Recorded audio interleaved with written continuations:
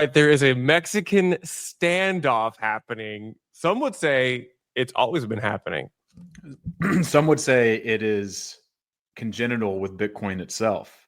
But that intro got me fired up. That intro got me absolutely jacked. In that intro, Clint Eastwood is the node runner with 0.1 Bitcoin in his hardware wallet that is connected to his home node. You know, the bad guys are ossifiers.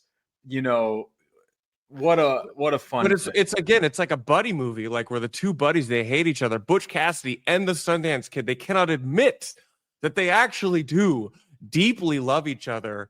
No homo, but they actually really, really like need each other, and they're on the run from the big bad state with whom we are all ultimately in conflict. So I'm regarded, because I had no idea that was actually a clip from Butch Cassidy and the Sundance Kid. Oh, it's not. I just made that up because I'm a huge like Western buddy movie fan. That makes more sense. Anyway, speaking of buddy movies, shout out to our sponsors, Botanix. Thanks for supporting. Bitcoin Season 2 is brought to you by Botanix.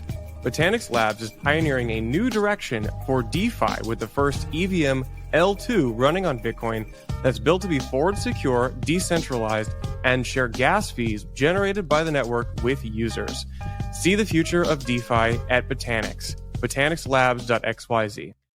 The freshest license-free beats, by the way, coming out of your boy DJ CBS. Exactly, and also the beginning of this, if you're listening to this, I probably cut it off for brevity.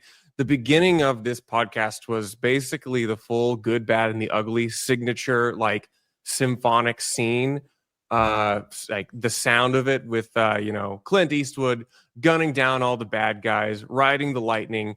And that's funny because, like, it feels like we're that classic other Mexican standoff scene in The Office between Dwight, Andy, and Michael, where, like, we have kind of three major stakeholders here who they all want to come to consensus or not. I don't know. Yeah, go for it. Are we, no, sorry, I didn't mean to cut you off, but like, are we saying the three major stakeholders here, roughly speaking, are the developers, miners, and users? Like, that's, yeah, I'd say, yeah. Users, economic, yeah, whatever. So. Now, that being said, there are more substrata of stakeholders within Bitcoin consensus. If you want to learn more about all of the different stakeholders and their roles and their weight in a lot of these discussions for upgrades, highly recommend you go check out Steve Lee, Ren Cryptofishes, and Lynn Alden's paper that they released on this. Steve and Ren opened Op Next with the paper. It was my favorite talk just because I think it set the stage so beautifully for a lot of the stuff that we talked about over the conference. Yeah, and so Colin and I are doing this Bitcoin Season 2 Writers Room on the heels of Op Next, which was a rousing success. We recommend, by the time you listen to it, pretty much all of the videos and presentations will be uploaded to our website, blockspace.media. But in the spirit of like trying to have conversations about Bitcoin scaling, forks, covenant proposals, and the big boogeyman, which is activation, we've seen more people chime in. Like, the conversation did not end at Op Next. In fact, that seemed to kind of reopen.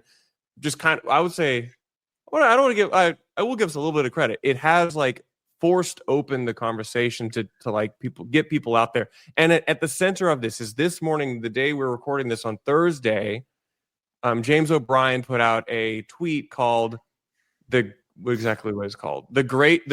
consensus conundrum.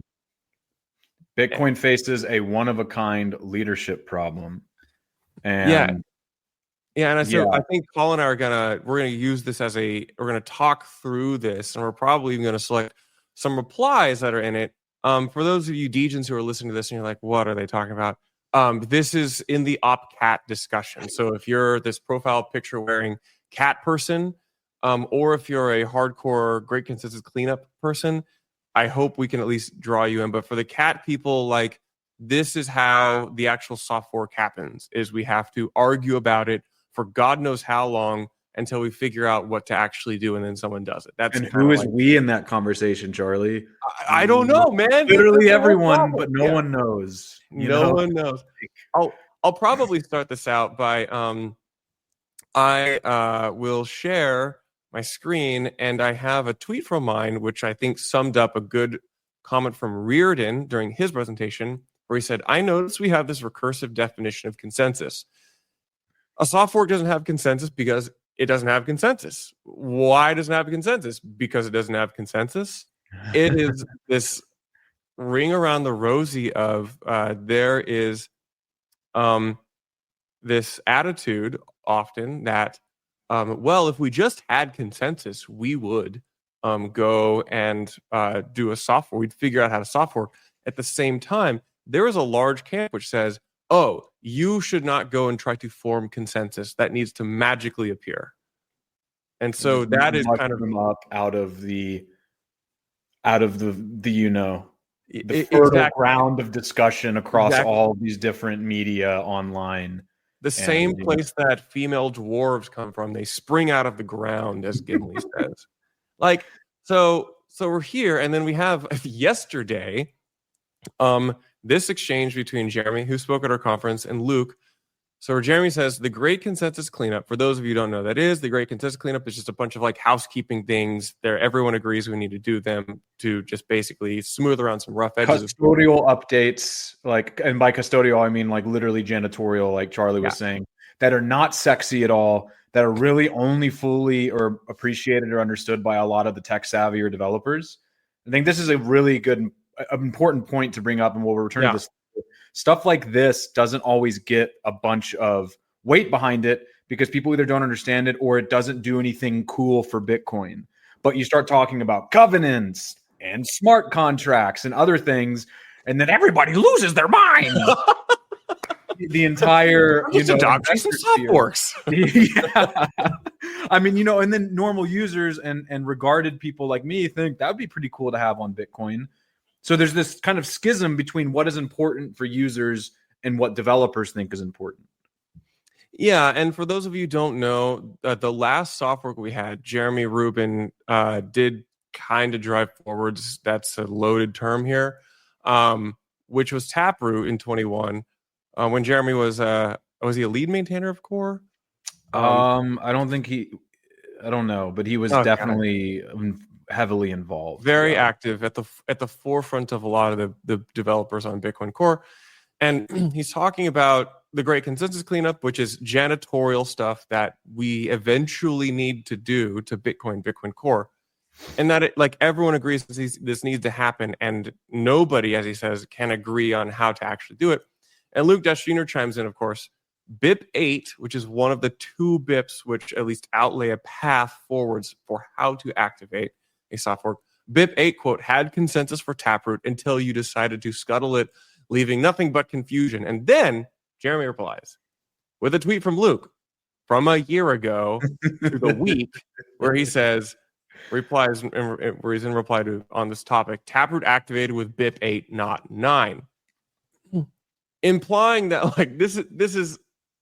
it is not literal direct contradiction that Luke has here, but it reads very contradictory. I just don't even understand where he's coming from with this. And just a quick clarifying point. BIP 9 came before BIP 8, funnily enough, and BIP 9 outlays a method for activating a soft fork where it's essentially a miner activated soft fork. You get a certain amount of hash rate to signal support for something, and then it locks in. And after a certain amount of time elapses, it ends up activating. BIP 8 is similar to BIP 9, but it has two main differences. Is one, it uses the activation threshold for hash rate, to measure it. It uses block height rather than like a timestamp, which is better, I think, for Bitcoin's internal clock. The other thing is it does not reach the threshold necessary to activate an upgrade. It gives a flag day for activation through a user activated soft fork where nodes will update independently of what miners are doing. So it's kind of this brokering an agreement with miners saying, here, you signal for this thing, and if you signal for it, great, we're all in agreement. But if you don't, by the way, we have this activation method where we can do it without you regardless. It's almost like you come to a handshake deal and everybody's like, yeah, we want this deal to work. But then you also sign an agreement where if one of the parties who needs to act first typically doesn't show up with their side of the deal, the other party will just go walk into the house and take it because we already agreed. But like, basically saying we're all in agreement here, and if you don't agree with us, fuck you, we're doing it anyway. Which sometimes it can be kind of a semantics argument. Sometimes I wonder if it's just semantics all the way down, because most things are. Yeah, feels like we've been arguing in circles in the same way that we have The Office, Dwight, Michael, and Andy in a circle with guns drawn, pointing at each other. So this leads us to, I think, the meat of our conversation, which is this post from James O'Brien on Twitter as James OB. If you are listening to this, we'll try to read select parts, but if you're watching, I would just pull up that Twitter thread. It's the one that's got all the likes and all the comments today. And just to go through it, we recommend reading the whole thing. James O'Brien, as far as I'm aware, Colin, he's always had spicy takes, and he can be a little bit of a troll if he doesn't like something, but like, he's an important voice in the conversation of soft forks. And it's a very long thread where he had, I think he had Reindell and Justine, Mrs. Hoddle, review this, which generated a lot of discussion. Sorry? Yeah, that's his wife. Oh, see, I didn't. Yeah. See, Bitcoin lore here. Don't want to they're pretty open about it. And also, just a quick point of clarification, I think it's James O'Byrne or Bernie. I don't know how to pronounce his last name. I think it's James O'Byrne. But he's a Bitcoin core. He has been a Bitcoin core contributor. I believe he also didn't he I think he might have helped Jeremy with CTV, or at least contributed ideas to it. And I also want to say that he help with Op Vault or author Op Vault? Oh man. I mean, man, we really didn't come prepared with show notes today. I think so. Yeah, it looks like he is. He proposed Op Vault, which is kind of another Covenants, related proposal. But anyway, he has some really good points in this Twitter essay, and I think this kind of strikes to the core of a lot of the problems that we're having currently. And the TLDR is that for the first time in a long time, Bitcoin Core is not driving consensus forward for a major protocol change that would require a soft fork. There is currently a vacuum that no one's really filled. We kind of talked about this at Op Next. On my panel, I made the point that it seems like a private company like Taproot Wizards are kind of filling the vacuum and really being vocal about their favored proposal for a future soft fork. But that is not sufficient enough to achieve consensus on something like OpCat. And so we're all kind of sitting here, sitting around with our dicks in our hands, wondering what's coming next. How do we move forward with this when the unspoken truth is, or kind of like the inconvenient truth that is not talked about enough, is that at the end of the day, every single major upgrade in Bitcoin has been pushed forward by stakeholders in Bitcoin Core.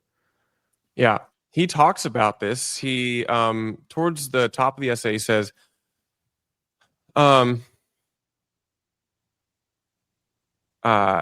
the final say and big ideas were implicitly signed off by one guy, or maybe a small oligarchy of wizened autists. True. In many ways, there's really nothing wrong with this. This is how most open source projects operate. Oftentimes, they have benevolent dictators who, quote, make the call in times of high dimensional ambiguity. Everyone knows Guido and Linus and the based Christian SQLite guy. Those are inside jokes for some people. Given that, there are three factors that create the consensus conundrum facing Bitcoin right now. One, the old benevolent dictators or high caste oligarchy have abdicated their power, leaving a vacuum that shifts the project from conventional mode of operation to novel, never tried before mode, an attempt at some kind of supposedly meritocratic leaderlessness. As you said, Colin, like Bitcoin Core used to have kind of a person who led it, and it was Satoshi, and then it was Gavin Andresen, and then it was, I don't even remember who, but there's been like most recently it was Vladimir Vanderlyn Vanderlyn who left, I think last year, or like kind of said I'm done being the lead maintainer.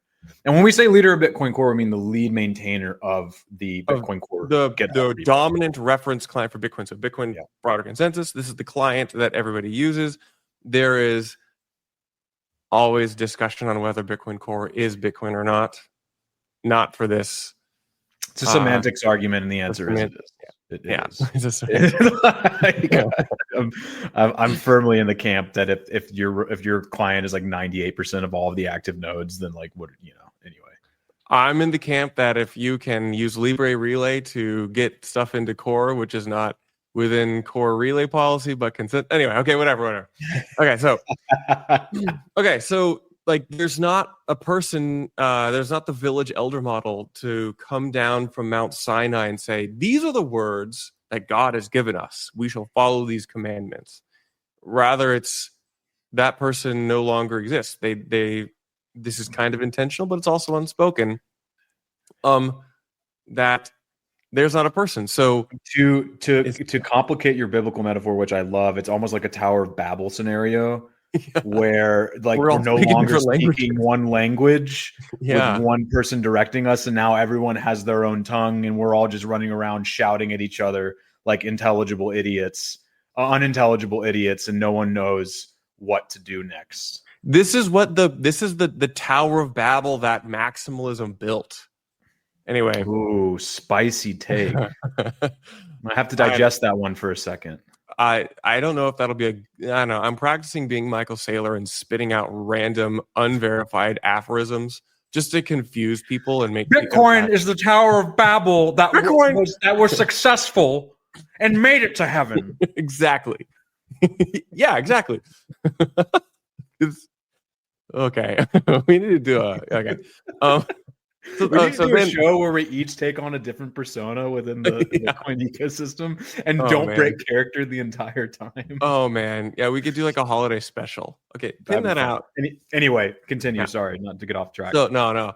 Then we have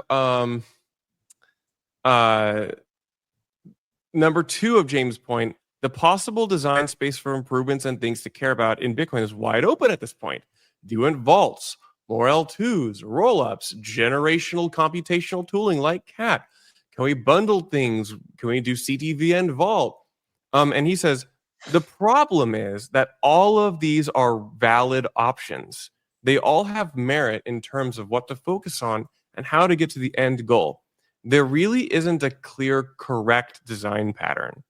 So that's another thing is like, while many people will argue on all of these points, they will argue very strongly against rollups.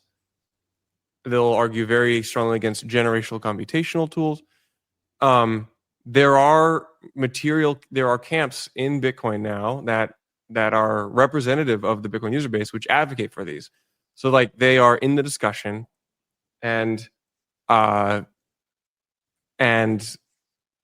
we have to once again figure out what Bitcoin is. Like, should Bitcoin be in the hands of everybody? To what degree? To what level of trust? And what we want to do with it too. And I think that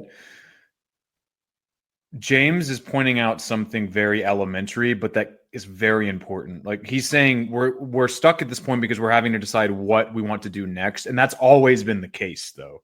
Since Bitcoin, since the genesis of Bitcoin, that's always been the case. And that's not to deride what he's saying here, because again, it's elementary, but it's really important. And sometimes the most important points are elementary. But this is a very, I think, lucid, kind of introspective article that he's written saying that these are problems that we've always had, but now we have them kind of to a degree. We've always had these problems, but there's a new problem now where there is no benevolent dictator. There is no consensus or lead maintainer at Bitcoin Core saying, what about this next? Right. And I think this has really turned a lot of people off with regard to both how CTV and OpCat have been marketed.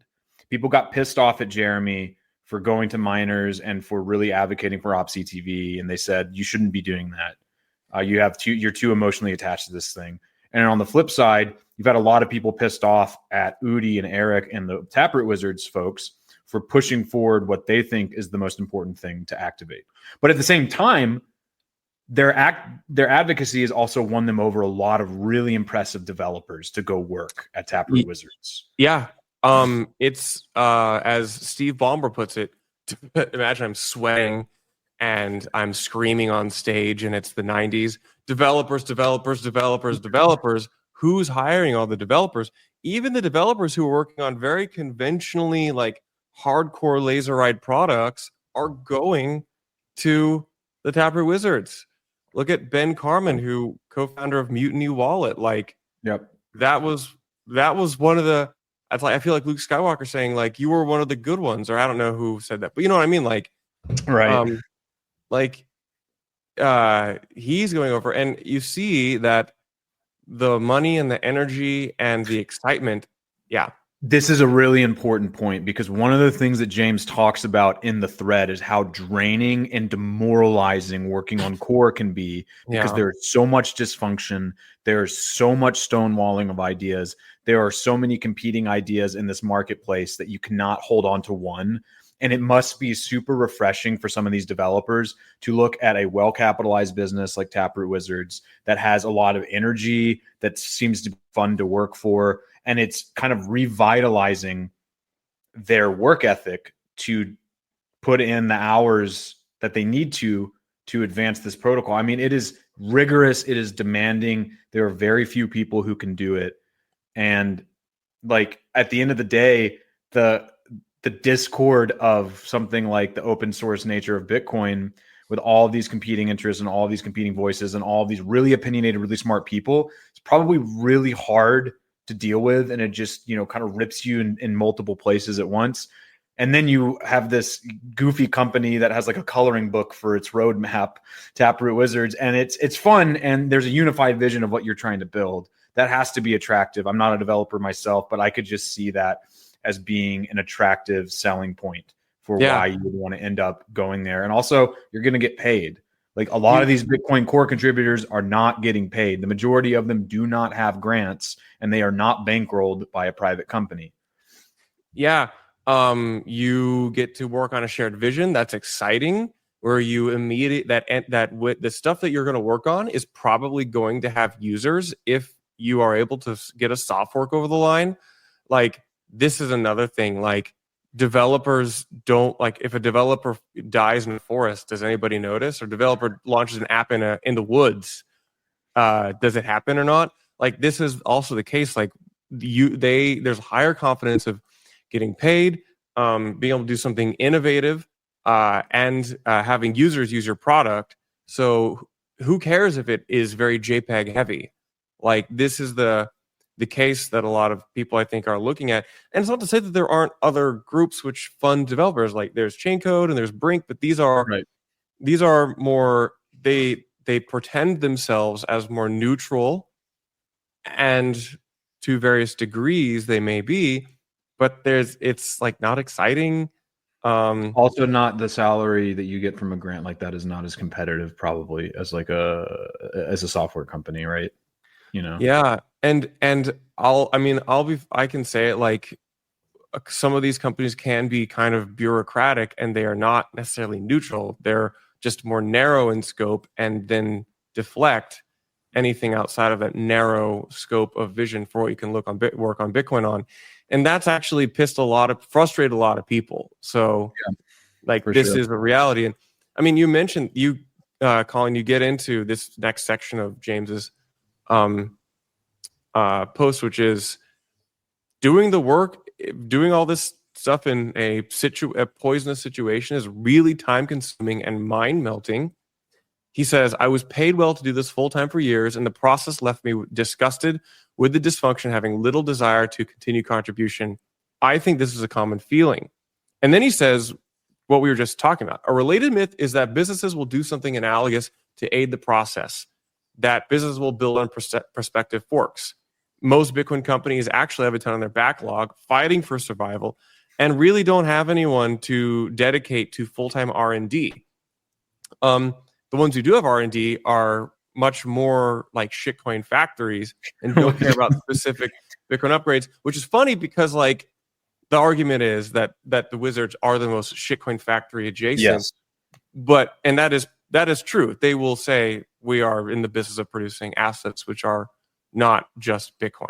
But but like the thing is like, this is very, very true. It is the Bitcoin ecosystem have learned not to build a company betting that a soft fork will happen. So therefore, everyone, probably wisely, capital allocators included, do not spend any resources towards working on R&D towards any changes to Bitcoin.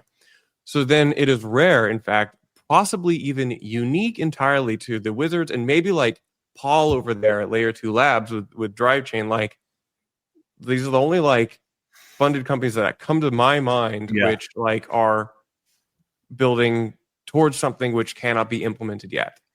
Yeah, I think so. I think that they're definitely the outliers in a general trend, kind of to his point. I think what James is saying there is kind of a half truth, right? You said it.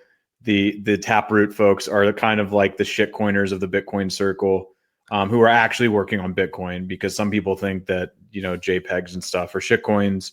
I personally don't have that view. I may not really care about them that much, but it's kind of a weird argument and self-defeating, because at the end of the day, you're not going to stop these things from getting on chain. But the other thing is too, they clearly do, to your point, care about what upgrade gets added next. Taproot Wizards doesn't necessarily need OpCat to be a functioning business, but it would make their business much easier, and would make their roadmap actually, more, I would say, exciting or, potentially lucrative if it were active, which raises another point entirely. And same thing with Paul at Layer 2 Labs with Bit 300, which, like, shout out to like the lone man in the wilderness. Like, I just don't think that we're ever going to get the lone angry man yelling in the wilderness. We're just not going to get that. And I think that he realized that that's not going to happen, at least through the conventional means. So that's why he had this talk about a core, untouched, activated soft fork. At a developer scorned is something. Yeah. And I recommend y'all listen to that talk, because it's a very interesting idea, but probably a lot of criticisms to it. It engendered a lot of conversation. But anyway, just a final point here. On the one hand, it's not necessarily good to have Bitcoin Core be the driving factor of an upgrade. On the other hand, do we really want private companies leading this discussion if their championed soft fork makes their business viable, or gives them a head start on other people, or makes them money? I don't really think that's ideal either. It's almost this like lesser. It's not a lesser of two evils, but there's this kind of like picture poison, or like it's like idealism versus pragmatism, right? Where it's like, ideally both of these have equal weight, and it's a tug of war, and like the most meritocratic wins, but that's just not the world we live in. And so maybe the point is that in different points in Bitcoin's development and different points in time, you're going to have one model win out over the other. Now, I think the important point here is that for the current soft forks being proposed, like CTV, OpCat, the Great Consensus Cleanup is kind of its own thing. But with those two for, improving Bitcoin computationally, they're pretty vanilla. These OpCat's already been in Bitcoin. We know that it's not going to break it. OpCTV, there aren't really any good arguments against it. As Peter Todd said during our panel, the best argument against it when it was proposed is that it doesn't really necessarily do anything that people want. Now we have a lot of potential use cases that could leverage it. So for these soft forks, companies advocating for one over the other is not really dangerous. But in the future, you could see it being something that could turn people off or be potentially detrimental. Yeah, it's interesting. We do have now, I would say, several companies. I'm going to just pick Alex with Arc Labs, who's on this podcast recently. Arc's implementing an Arc on Bitcoin, which works today, but it could be dramatically improved with a soft fork, specifically CTV. It would also be improved with CAT. But it's interesting because, like, now you have more of these, I would say, UTXO extension type systems Lightning companies included, where they're raising money and they're hiring good devs and there's energy behind it, and they are trying to onboard their position to onboard users well, and they would be benefited by a soft fork. Peter Todd does make a good point with his comment on, years ago there wasn't as much of a reason to do CTV, and now there is. Again, sometimes this feels a bit like a semantics issue, but yeah, I mean, it is kind of a pick your poison. Also, like, why are we even talking about any of this stuff? Because the Wizards raised several $1 million and then like literally jump started this dead discussion. I'm not saying it wasn't totally dead, but like it was not moving. It was dormant. It was dormant. Very, very, yeah. It was in hibernation.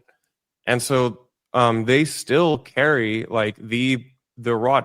They're usually the first money through the door for these dev conferences. Look, they sponsored Up Next, they sponsored TabConf, they sponsored BTC++. These are the North American developer focused conferences, and they want to put their name and say, we want to do these things. And then they also, they don't suck all the air out of the room in these. I'm just going to be very frank and say, I think like they've been sending their dev sides of the team, less of the incendiary Udi and Eric people to these conferences. And it's like, and they've managed to navigate that pretty well. But like, still, this is a fraught discussion and it's draining. And who in their right mind, if you weren't some kind of masochist, want to engage with the business of trying to champion a soft fork, So, right. There is I'll also move on to the other section where this actually mirrors a bit what Rusty Russell talked about in the panel. So James says, the current mechanism for changing Bitcoin hinges on what core developers will merge. This, of course, isn't official policy, but it's the unintended reality. Less savvy actors like miners and exchanges and maybe even users have to pick some indicator to pay attention to that tells them what changes are safe and what are coming. They don't want to size these up for themselves. Core developers will bristle at this characterization. They'll say, we're just janitors. We just merge what has consensus.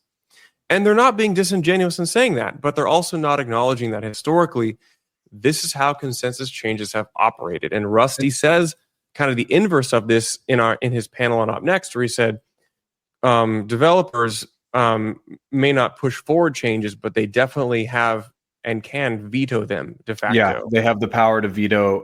And it's not like I think people hear that and they think it's some sort of concrete process, but it's literally just them being in the IRC chat or in the dev mailing list and being like, this is dumb. Here's why we shouldn't do this. And then other people agree or disagree. I thought Rusty's point on the panel was really interesting because it flies in the face of the typical argument about activation is that who is the veto boogeyman? It's the mining industry, right? Like ever since SegWit, there is this like deeply entrenched fear, almost like a generational trauma type response to this idea that anything that's good for Bitcoin, the miners can just say, no, we don't want that. For SegWit, of course, because SegWit invalidated ASIC Boost, which was giving Bitmain a leg up against all of their competition with regards to mining. Like 100%.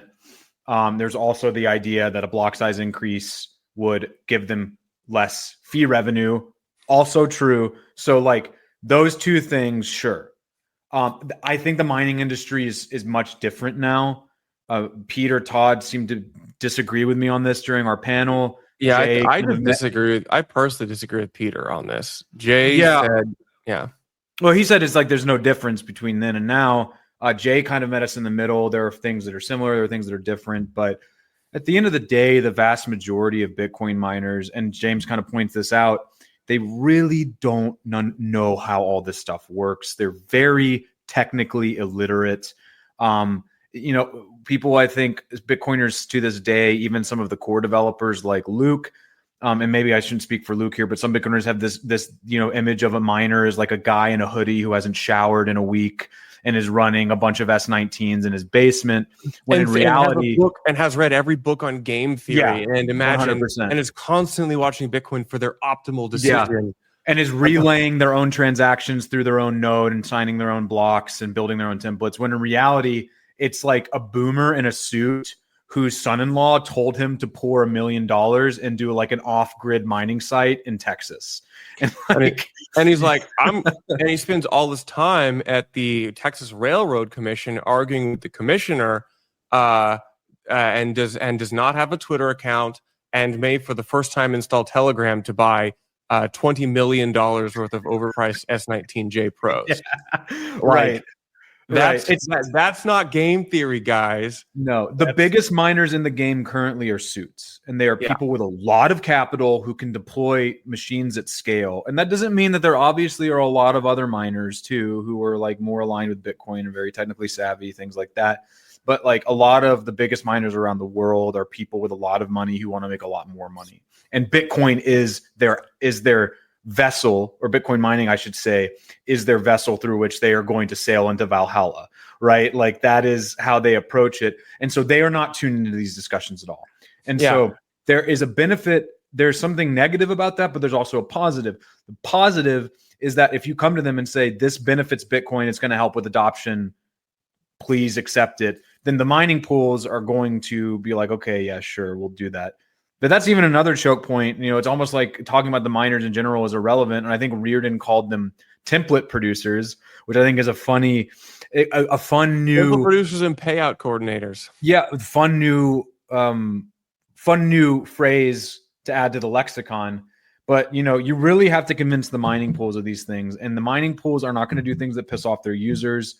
And in the same way that some of them, there are more technically literate, less technically literate, more institutional, less institutional.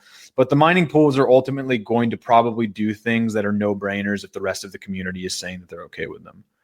My spicy take is like, I think the miners wouldn't really know anything about a soft fork. People just say, we're soft forking, we're soft working on this day. And the miners would be like, okay.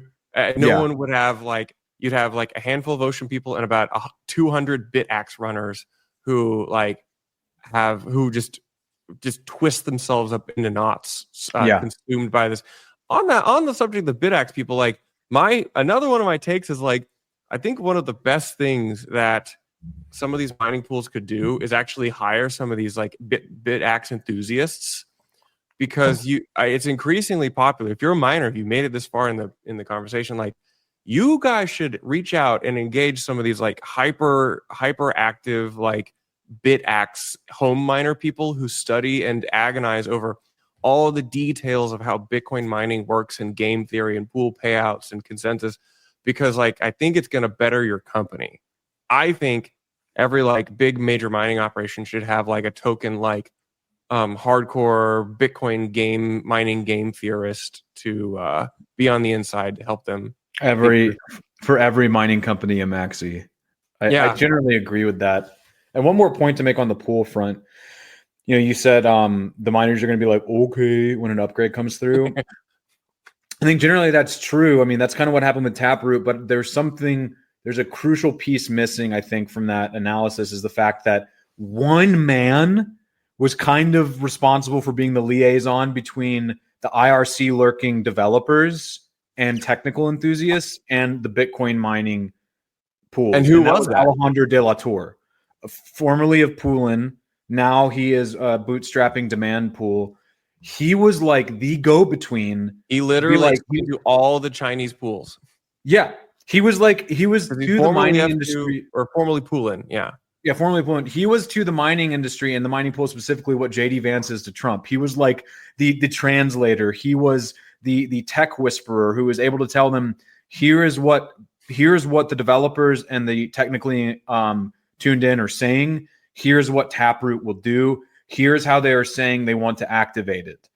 And without the fact that we got to this far in the discussion on activation and everything and haven't mentioned Alejandro de la Torre, in fact, that I would say most people probably in this conversation have no idea who he is or where anything that he did. This is probably one of the biggest missing pieces. Yeah. Which is kind of like, it's kind of scary, you know. It's like a wrecking ball that is held together with like 1,000 paper clips or something, or like a single piece of twine. And everybody over here is like agonizing over like what the wrecking ball should do, and then like doesn't realize that somebody has to drive the crane that makes 100%. Yeah. And I think that, you know, the question then becomes who's going to do that liaising for the next soft fork, because, you know, the panel that I hosted was on activation and other scary words. And there are really two primary ways that Bitcoin, I would say primary in the sense of like, have been discussed the most and make the most sense. User activated soft fork, where, you know, node operators update to a fork client, and then like they basically say, I'm only going to accept blocks that use this client, that use this, or that have upgraded. I'm only going to accept blocks from miners that conform to this version of Bitcoin. Or miner activated soft fork, where you get the miners on board and they signal their support for it and upgrade accordingly. The latter of those, while not totally palatable to most people, is probably the least disruptive, and is the one that like is most desirable to make sure that there isn't a chain split, because you just want these people on board. And I think that for future soft forks, like we really do need to make sure that the Bitcoin core community and that the people who are advocating for a fork and who are developing it are closely in contact with these mining pools, because they're kind of like a reality that you can't ignore, right? It would have been much easier in the early days when, you know, Bitcoin was all of 1,000 people maybe, you know, and like 10 of those were major stakeholders to upgrade. But it's not 2012 or 2013 anymore, right? It's a much bigger, it's a much bigger landscape, and you kind of have to go through the pools if you want something to go through smoothly. That's not to say that you have to do that, but it would make things much easier. Yeah. I think I kind of want to try to wrap this conversation up, but James wraps this up really well, where he says, I do not know what the solution to any of this is. I do know that self-custody is totally nerve-wracking and basically out of the question for casual users. I would make an asterisk, casual users who aren't NFT power users. And I do know that Bitcoin in its current form will not scale to twice monthly volume for even 10% of the US, let alone most of the world. Listen to that. That is a ballpark rough estimate for what it would look like for a percentage of the United States to use on-chain Bitcoin a few times a month. Like that's kind of the maximum like amount of transactions you can have. So, and I know everyone's just going to say lightning, but like, okay, what if you just want, what if we want to open and close Lightning channels? Whatever. People don't Lightning service providers, bro. Centralized, okay. So pro centralization. Okay. I mean, I didn't say that, but I do think that the Bitcoin's not going to scale thing is somewhat of a red herring. It's just a matter of, is it going to scale in a way that you agree with? Right? Like for the majority of people, I still hold like, even if custody were better and even if we had better throughput and better layer twos, the vast majority of people are just not going to custody their own Bitcoin. So yeah, like that's not ideal, but I do think that that's realistic. But anyway, continue with what you were going to say. Yeah. So he says most of the long-standing, fully specified fork proposals active today are totally fine, and conceptually they'd be great additions to Bitcoin. He does even make a block side reference, which I will not repeat on here. Compact blocks and assume UTXO and eventually UTXO, but those are another post for another day. I've gone back and forth writing a post like this because I don't have any concrete prescriptions or recommendations. I only hope that bring up these uncomfortable observations is some distant precursor to making progress on scaling self-custody. He says he's just tired of biting his tongue. So, yeah. Can I make a point really quickly about big Go blocks? for it. I feel like big blocks in Bitcoin are the equivalent to Trump support currently, where it's like the Overton window is shifted and there's less social stigma, and you're seeing a lot more people talk about increasing Bitcoin's block size. I think we're kind of moving out of the fog of the SegWit and No 2x thing, and people are looking at it a little more critically. I don't really have a dog in the fight. I think that there are pros and cons to both. I think the one negative potentially about a block size increase is that you hamper miner revenue, and like it's no guarantee that we're actually going to have the adoption curve that will increase transaction fees for miners when the subsidy is totally gone.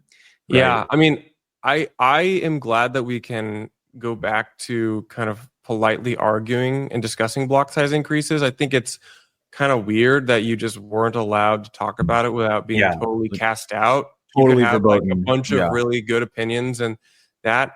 But the thing is that the longer we go without a soft fork to scale on-chain self-custody and on-chain access to people, the more enticing a block size increase becomes. So in a way, it becomes a bit of a what do you call a game of chicken, where the longer you go, the more you're going to see the block size voices sound less crazy. So maybe, yeah. And you've made this point before. I don't know what's going to push people over the edge for wanting to upgrade or what's going to give them the impetus to do it. You've made the point that if transaction fees rip in this bull run with a bunch of on-chain activity and make Bitcoin unusable for certain swaths of the population, that will certainly light a fire under people's asses. I want to echo something that Shinobi said on our spaces yesterday with Reardon and a bunch of the other technical folks from the conference and some other, great speakers that we had in that space. I've thought about this too. And I think it really bears saying, like, I don't want to be an alarmist and say we're running out of time, but every day we spend quibbling about what we want to do next is another day that we've lost to push forward features and upgrades that will legitimately help Bitcoin. And the more institutionalized and the larger this thing becomes, and the more stakeholders within the legacy realm of finance and government is involved in Bitcoin, the harder it's going to be to push forward these things. Because when you get let's just fast forward 5 years, 6 years, 7 years from now, if Bitcoin overtakes gold's market cap, which I feel like that's at least that could happen very soon. That could happen very soon, really soon. And it's not an outlandish thing to suggest happening. Like last bull run, that might have been outlandish for some people. I don't think it is. And if we get to that point and every single fucking bank is custodying this thing and has their fingers in it, do you think they're going to tolerate this slapdash, upgrade process where a bunch of screeching autists are online trying to advocate for something? And they're like, oh, hang on, wait a second. Who gets to decide what we're doing next with it? Fuck no, we're not going to do that. We have $400 billion of BlackRock assets. Yeah. Like when Bitcoin is a multi-trillion-dollar asset, it already is. When it has the market, when it's at a 15, 17, 20 trillion dollar market cap, it's going to be extremely difficult to cull all of these disparate interest groups who have a lot of money at stake and tell them, hey, this $20 trillion asset, guess what? This dude in a hoodie who gets paid $100,000 a year is going to decide the future of the functions on this network. Also, that's just not going to fly. Also, he's been tweeting that he wants you guys to die for the past decade. Like you, that's what it is. So as Shinobi says, quit being pussies. Like you just put your big boy pants on and just realize that the clock is ticking. It may have already stopped. So we may be now in extended. I mean, I'm overreacting. We might be in whatever you call the extra time at the end of the game. I don't know sports. Overtime. They do call it extra time in Europe, in the EU. I do think that we really want to be doing some of these things sooner rather than later, especially with for things like quantum resistance, the great consensus cleanup and stuff like that. I think that will have less pushback from vested interests that don't understand any of this shit, like the BlackRocks of the world. That's going to be something that clearly is in their best interest to upgrade. Things like covenants, which improve custody and scaling and directly compete with their ability to vacuum up as much of this asset as possible. Like, they're going to not be okay with that. And at the end of the day, with all this quibbling about like one node, one vote, and like, well, who decides which Bitcoin is Bitcoin? Ultimately, the market decides. Ultimately, whichever ticker ends up being purchased more ends up becoming the longest chain and becomes the canonical Bitcoin. So like, if half of all Bitcoin is custodied by like a BlackRock, like you think that you're going to have any say in how to change this thing? No, unless you want to join the minority coin. So like we need to do something sooner rather than later, because it's going to be really fucking hard to do it next cycle. It's going to be really fucking hard to do it. Yeah, dude, next cycle is going to be, don't even want to think about it. We're going to have to actually cut our hair, Colin. We're going to have to put on suits. We're going to have to advocate at the world, I don't know, the World Economic Forum. That's what's gonna happen, though. Is we're gonna do the math, man. If we're at $20 trillion, that's a simple 20x from here. But this is what Bitcoin does. We're $20 trillion. We're gonna have like freaking diplomats from the Republic of Texas going to Qatar, and they're going to meet with the Saudis, and they're going to like sit down about a big creepy round table, and the Jeffrey Epsteins of the world will be in the same room trying to subvert your plans. And like those are the next bosses who you'll have to directly compete against in a shadow game of diplomacy and energetic power. Jason Lowry will be the voice. Jason of Lowry will be sitting on a throne, like getting like massaged, by like some like Jeffrey Epstein adjacent sycophant, and all of the hardcore Bitcoiners are going to be shuffling in with shaved heads and robes, like the religious order from Game of Thrones. Bitcoin devs will be brought in, and they'll say, "Make Bitcoin faster, make us hash more." We can't do that, sir. And then you'll have Alex Jones in the wings. I told you the globalists were going to eat everything. They were going to take over the software.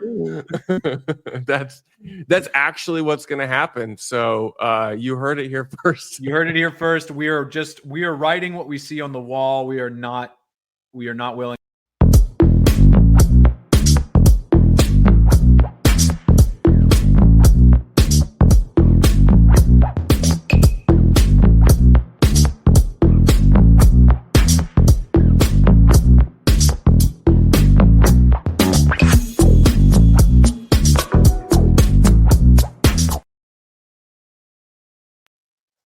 That was a